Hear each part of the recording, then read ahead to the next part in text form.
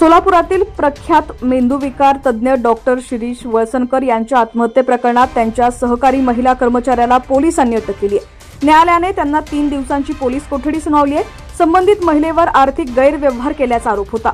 हे सगळं प्रकरण आपल्या अंगलोट येऊ नये म्हणून उपरोक्त महिला डॉक्टर वळसनकर यांना धमकावत होती असा तिच्यावरती आरोप आहे।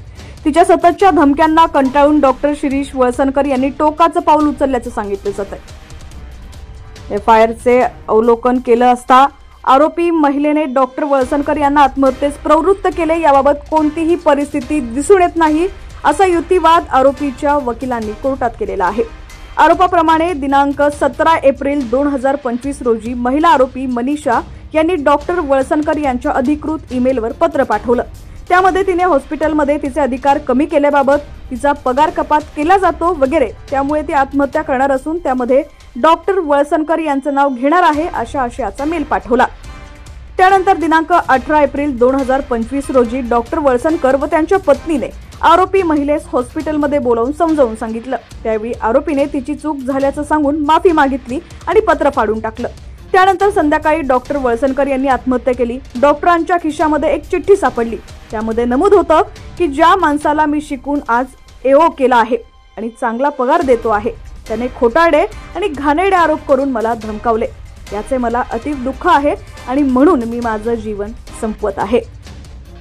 सदर चिठ्ठीच्या आधारे आरोपी महिलेला सदर बाजार पोलिसांनी अटक केली आहे। तपास अधिकारी लकडे यांनी चिठ्ठी जप्त करायची आहे।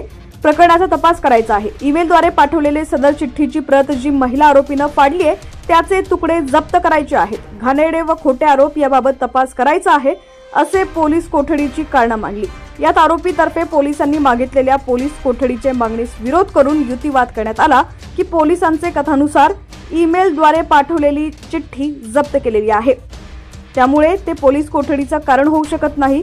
सदर चिठ्ठी फिर्यादीने हॉस्पिटलमध्ये फाडली। ती फिर्यादी हॉस्पिटलच्या ताब्यात आहे, त्यामुळे ते सुद्धा आरोपीच्या पोलीस कस्टडीचं कारण होऊ शकणार नाही। पाठवलेला मेल हा टाईप असल्यामुळे आरोपीचे हस्ताक्षर घेण्याची गरज नाही।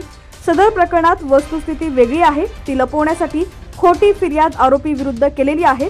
आरोपी व फिर्यादी वकिलांचा युक्तिवाद ऐकून न्यायालयानं आरोपीस 3 दिवसांची पोलीस कोठडी सुनावलेली आहे।